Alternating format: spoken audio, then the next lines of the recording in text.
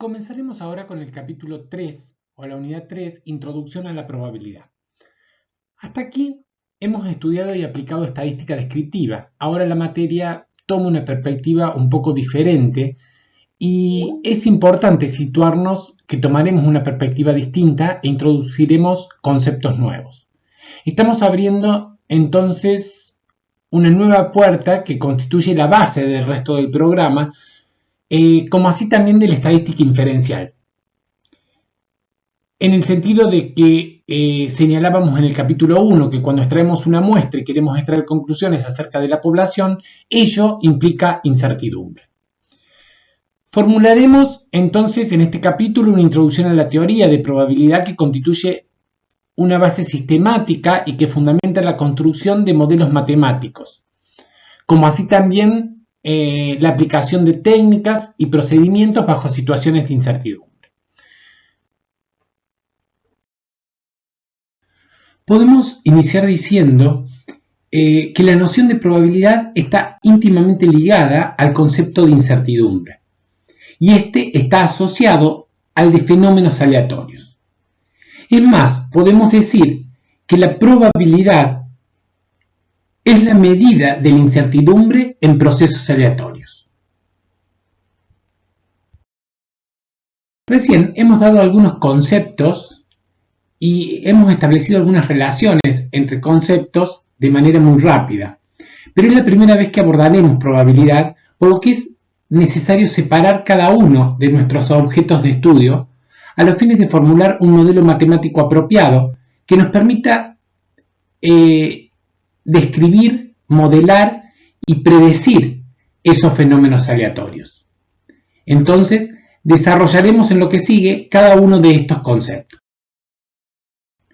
Ya hemos señalado entonces que cuando se quiere describir, modelar o predecir situaciones reales, se construyen modelos matemáticos que pueden ser de dos tipos.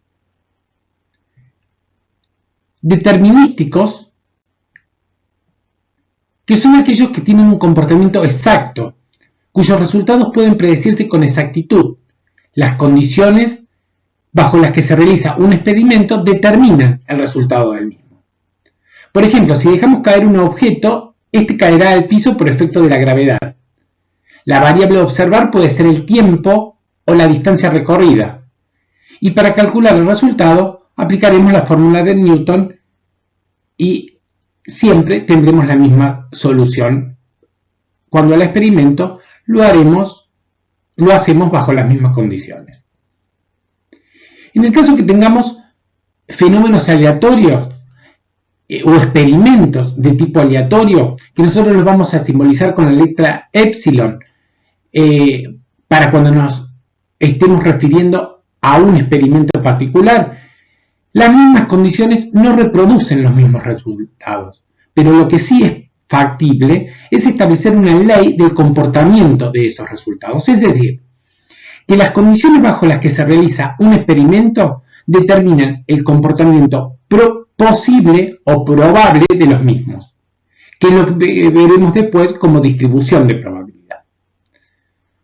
Por ejemplo, si lanzamos una moneda al aire, por el contrario, no podemos saber de qué lado va a caer. Ahora bien, una vez que ésta está en el suelo, podemos observar si es cara o cruz. Un resultado que no podemos establecer hasta tanto no se realice el experimento. Esto se conoce como experiencia aleatoria. La línea divisoria entre un tipo de experimento y otro suele no ser tan clara. Depende del punto de vista del observador, la información disponible y el control que se puede efectuar del experimento. En este curso estamos interesados en este último tipo de experimentos, es decir, los aleatorios, y las propiedades que cumplen ese tipo de experimentos. Solo en ellos, es decir, en los que existe incertidumbre, es posible hablar de probabilidad. Pero para que los resultados tengan cierto grado de verificabilidad, consideramos que estos pueden realizarse tantas veces como se quiera y en condiciones razonablemente semejantes. Cada vez que realizamos una observación sobre el experimento, decimos que realizamos una prueba. Se consideran solo aquellas pruebas que se realizan en condiciones semejantes. Y cuando el experimento se realiza un gran número de veces, los resultados presentan regularidad que llamaremos regularidad estadística.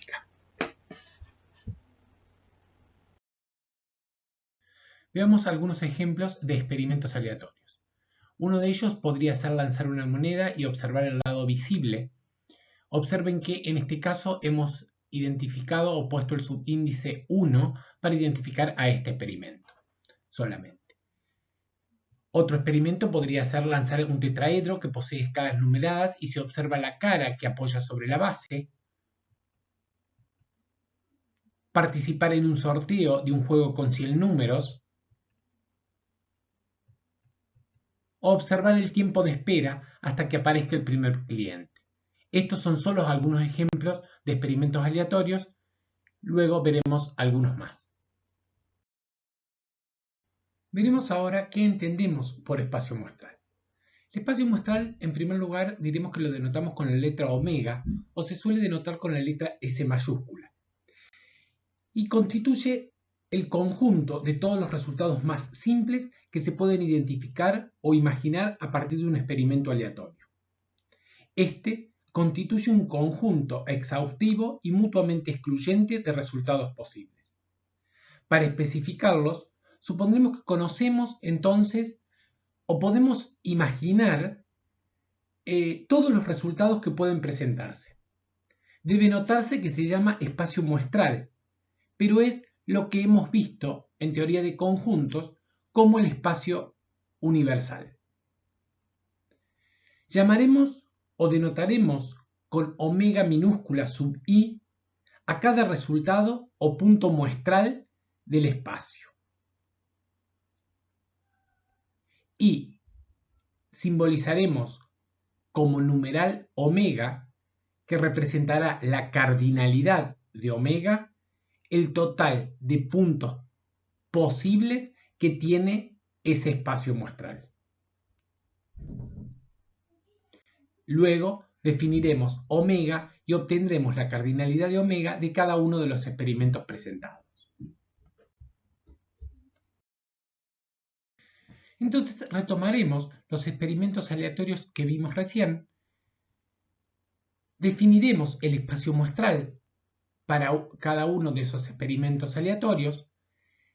Definiremos también la cardinalidad o calcularemos la cardinalidad de omega y clasificaremos a esos resultados según la manera de observar los resultados posibles que constituyen el espacio. Entonces comencemos con el primero. Teníamos el lanzamiento de una moneda y observar el lado visible. Omega se constituye con dos resultados posibles, es decir, a partir del experimento anterior puede salir cara o puede salir seca.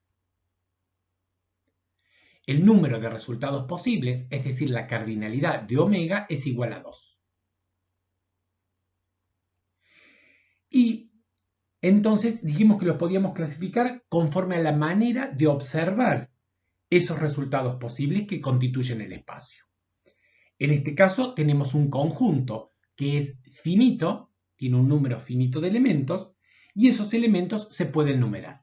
Por lo tanto diremos que el espacio muestral es finito numerable. Ahí hemos puesto esas siglas EMFN, espacio muestral finito numerable. El otro experimento era lanzar un tetraedro y observar caras numeradas, que posee caras numeradas y se observa la cara que apoya sobre la base. Entonces, omega está constituido por los resultados posibles. Puede salir un 1, un 2, un 3 o un 4. La cardinalidad de omega es igual a 4. Y al igual que el experimento anterior, es un espacio muestral finito numerable. Otro ejemplo, El experimento 3, participar en un sorteo de un juego con 100 números. El espacio muestral, si consideramos esos 100 números, podrían ser los números desde 0 hasta 99, numerados. En ese caso, la cardinalidad de omega es igual a 100. Y de nuevo, es un espacio muestral, sí, finito, numerable. Sin embargo, alguien podría comprar un boleto y ver las posibilidades y observar si gana o no gana. Entonces, fíjense que en este caso, que lo vamos a simbolizar con omega sub 3', el espacio muestral sería ganar y no ganar. O ganar, que lo simbolizamos con la letra G, y G complemento.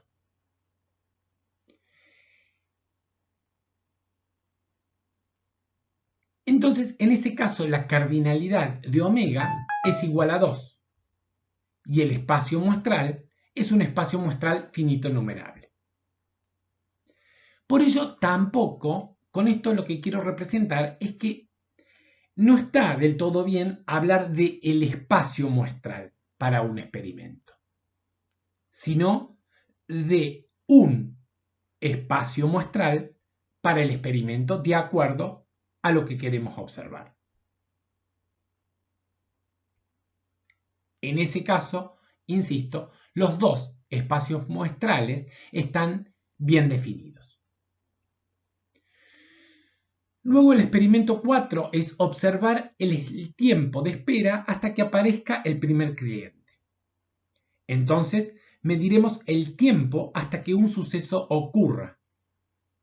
Corresponde a medir al tiempo de manera continua. En ese caso, entonces, lo que estamos midiendo es, a partir de un momento arbitrario que lo denominamos como momento cero, es el tiempo hasta que aparezca el primer cliente, que está representado ahí con esa marca en color azul. En ese caso, entonces, insisto, estamos midiendo el tiempo de manera continua. El espacio muestral se constituye como los valores entre 0 e infinito, o el intervalo 0 infinito, cerrado por izquierda, abierto por derecha. La cardinalidad de omega va a ser infinito. Y el espacio muestral, en ese caso, se clasifica como un espacio muestral infinito no numerable. No lo podemos numerar y tiene como cardinalidad infinito. Pero si uno quisiera medir el tiempo de manera discreta, por ejemplo, estos podrían ser minutos, segundos, horas, hasta que aparezca el primer cliente, entonces el espacio muestral podría asumir los valores 0, 1, 2, así sucesivamente hasta infinito. De nuevo, la cardinalidad de omega es infinito. Sin embargo, en ese caso, el espacio muestral lo clasificaremos como espacio muestral infinito numerable. De ahí entonces que los espacios muestrales pueden ser de uno de los siguientes tipos. En resumen, entonces, los podemos clasificar en espacios muestrales numerables o no numerables, y a su vez dentro de los numerables los podemos clasificar en finitos e infinitos. Lo mismo pasa con el caso de espacios muestrales no numerables. Veamos algunos otros ejemplos que nos pueden llegar a resultar de interés, sobre todo para ejemplificar algunas otras situaciones más adelante. Entonces, en primer lugar, veremos algunos otros experimentos aleatorios, definiremos su espacio muestral y determinaremos la cardinalidad de omega. Supongamos el caso que tengamos que lanzar dos monedas de manera simultánea. Entonces, en eso podemos definir al espacio muestral como la salida de dos veces cara, la salida de una cara y una seca, la salida de una seca y una cara, la salida de una seca y una seca también. Fíjense que hemos representado a la letra I que salga un suceso y otro suceso con una coma para representar el espacio muestral. La cardinalidad, los resultados posibles de ese experimento son 4. Otro experimento, lanzar una moneda y un tetraedro de manera simultánea. Entonces, el espacio muestral va a estar constituido de manera simplificada por cada uno de estos eventos simples. Es decir, acá como tenemos una moneda y un tetraedro, podemos armar una tabla de doble entrada y expresar en la primera fila y en la primera columna los resultados posibles de cada una de ellas. Entonces tenemos para la moneda las salidas de cara o seca y para el tetraedro la salida del número 1, el número 2, el número 3 y el número 4. Si los lanzamos de manera simultánea podemos obtener una cara y el 1, una cara y el 2, una cara y el 3, así sucesivamente, una seca y un 3, una seca y un 4. Entonces los resultados más elementales de este experimento pueden ser cara y 1, cara y 2, así sucesivamente. La cardinalidad de omega, si se fijan, lo podemos calcular directamente o contando los puntos muestrales o a partir de esa tabla de doble entrada, donde tenemos en realidad 8 resultados posibles. Otro experimento podría ser seleccionar una persona y observar su opinión entre buena, regular y mala y su nivel máximo de instrucción. Es algo similar a lo anterior, tenemos la opinión por filas y el nivel máximo de instrucción por columnas. Entonces, en este caso, el espacio muestral está constituido por que una persona me responda que su opinión es buena respecto, por ejemplo, al intendente de la ciudad y su nivel máximo de instrucción es primario. O que sea buena y su nivel de instrucción sea secundario y así sucesivamente. La cardinalidad de omega es igual a 9. Otro ejemplo que podríamos considerar es seleccionar 2 de 5 partes para examinarlas y acá le hemos hecho un agregado y observar si tienen defectos, que eso lo retomaremos más adelante. Entonces, la cardinalidad de omega tenemos que seleccionar 2 de 5 partes. En este caso, si vamos a seleccionar 2 de 5 partes, no tendría sentido seleccionar 2 veces la misma unidad. Por lo tanto, fíjense que la parte A y la parte A no tiene asociado un evento. Sí podría ser A con B, A con C y así sucesivamente. Ahora, si no nos interesa el orden, fíjense en la columna, en la segunda celda, contando desde arriba hacia abajo, la segunda celda está vacía, que sería B con A. Si no nos interesa el orden, eso sería equivalente a A con B. Entonces, no es necesario listarlo si no hay interés del orden. Entonces, omega en este caso sería que salga A y B, o que salga A y C, o que salga A y D, que salga A y E, que salga B y C, y así sucesivamente hasta que salga D y E. La cardinalidad, en este caso de omega, es igual a 10. Para los experimentos que hemos presentado, recién hemos calculado también la cardinalidad de omega, es decir, la cantidad de resultados posibles de un experimento, que pudimos observar que cuando el número de resultados posibles es pequeño, es fácil listarlos como contarlos. Sin embargo, cuando el número de resultados es grande o el experimento se complica, ello no es tan simple. Y en esos casos es útil acudir a los métodos de enumeración o reglas de conteo. Uno de ellos es el principio de multiplicación, que dice que si hay n sub 1 formas de hacer una cosa y n sub 2 formas para hacer otra cosa, hay n sub 1 por n sub 2 formas de realizar ambas. Eso también puede extenderse a un experimento de más etapas. Es decir, que si un experimento se puede describir como una sucesión de k etapas, la cantidad de resultados experimentales va a ser n sub 1, resultados de la primera etapa, por n sub 2, resultados posibles de la segunda etapa, así sucesivamente hasta n sub k. Tenemos, por ejemplo, el lanzamiento de 2 monedas en forma simultánea como experimento, o otro experimento que podría ser el lanzamiento de 6 monedas de manera simultánea.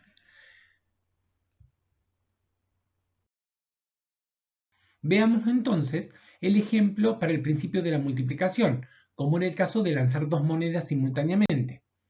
Entonces, habíamos dicho que si lanzábamos 2 monedas de manera simultánea, podíamos conformar el espacio muestral como la salida de cara y cara, la salida de cara y seca, la salida de seca y cara, la salida de seca y seca. La cardinalidad de omega era igual a 4. También habíamos visto que lo podíamos plantear en una tabla de doble entrada, como esas dos etapas, n sub 1 sería el lanzamiento de una moneda y n sub 2 identificamos el lanzamiento de la segunda moneda. Están representados los dos resultados posibles de cada uno de los lanzamientos y los resultados posibles en el cuerpo de la tabla. ¿Sí? Entonces, como vemos, en este caso es pequeño, hay dos etapas y es muy fácil de listar esos elementos. Sin embargo, eso planteado como una sucesión de dos etapas, lo podríamos plantear a esto como una especie de diagrama de árbol, donde en la primera etapa tenemos la salida de cara y seca, en la segunda salida podríamos tener cara o seca, cuando en la primera salió cara. Y en la segunda salida podríamos tener cara o seca, cuando en la primera salió seca. Es decir, que a partir de este diagrama también podríamos conformar los resultados posibles, que son, en realidad, uniendo las líneas de cada una de esas etapas que estamos considerando. Uno de esos resultados posibles entonces es cara y cara, el segundo es cara y seca, seca y cara, seca y seca. Hasta aquí más de lo mismo que hemos visto, solo que ahora lo hemos representado en un diagrama de árbol. Veamos eso cómo opera con el principio de la multiplicación. Si tenemos n sub 1 por n sub 2, porque tenemos dos etapas. En la primera etapa tenemos dos resultados posibles y en la segunda etapa también dos resultados posibles. 2 por 2, 4, tenemos 4 resultados posibles. Entonces la cardinalidad de omega es igual a 4. Si tuviéramos un experimento de más de dos etapas, como por ejemplo el experimento del lanzamiento de las 6 monedas que presentábamos recién, también lo podríamos representar, solucionar y calcular la cardinalidad de omega a partir de un diagrama de árbol. Pero como podemos percibir, ese diagrama de árbol va a ser bastante extenso porque tenemos el lanzamiento de 6 monedas. Entonces, lo que vamos a hacer es aplicar el principio de la multiplicación, que lo hemos extendido en este caso a 6 etapas. 2 resultados posibles en cada etapa en 6 etapas. Es decir, el 2, que son los resultados posibles, multiplicado 6 veces, nos va a dar la cardinalidad de omega, que es 64 resultados posibles. Entonces, en este caso, veamos que la cardinalidad de omega la podemos determinar como los resultados posibles en cada etapa elevado a la cantidad de etapas. En este caso va a ser 2 elevado a la sexta y nos va a dar 64 resultados posibles. Aplicamos entonces aquí lo que llamamos principio de la multiplicación para obtener la cardinalidad de omega. Este tipo de reglas de conteo se aplican en aquellos casos en que el muestreo se haga con reemplazo. Es decir, fíjense que en realidad es como si lanzáramos 6 monedas de manera consecutiva o 6 monedas de manera sucesiva o la misma moneda 6 veces de manera sucesiva. Por lo tanto, en este caso hay reemplazo de cada uno de los elementos que constituyen y entonces hablamos de muestreo con reemplazo.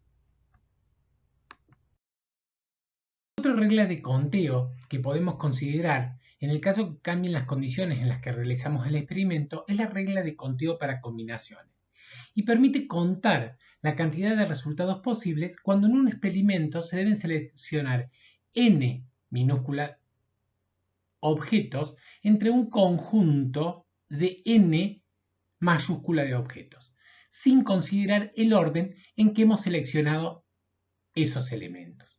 Además, efectuamos el muestreo sin reemplazo, esto es, si seleccionamos un elemento no es incorporado al conjunto n mayúscula para ser seleccionado quizá de nuevo. En ese caso habíamos planteado un experimento que era un procedimiento de control de calidad que un inspector seleccionaba 2 de 5 partes para examinarlas y observar si tienen defectos. Es decir, acá nos interesa la primera parte para determinar la cardinalidad de omega. En un grupo de 5 partes, ¿cuántas combinaciones de 2 se pueden seleccionar? Entonces, recordemos que habíamos presentado este ejemplo a través de una tabla de doble entrada donde considerábamos las posibilidades de extracción. A y A, si el muestreo es sin reemplazo, no se puede considerar porque no puede salir 2 veces A.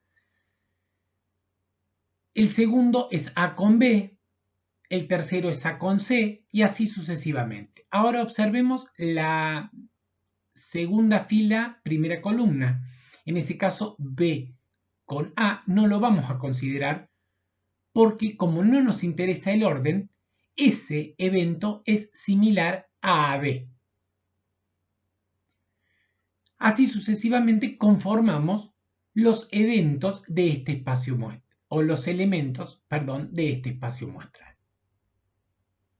Entonces tendremos A y B, A y C, así sucesivamente hasta A y D.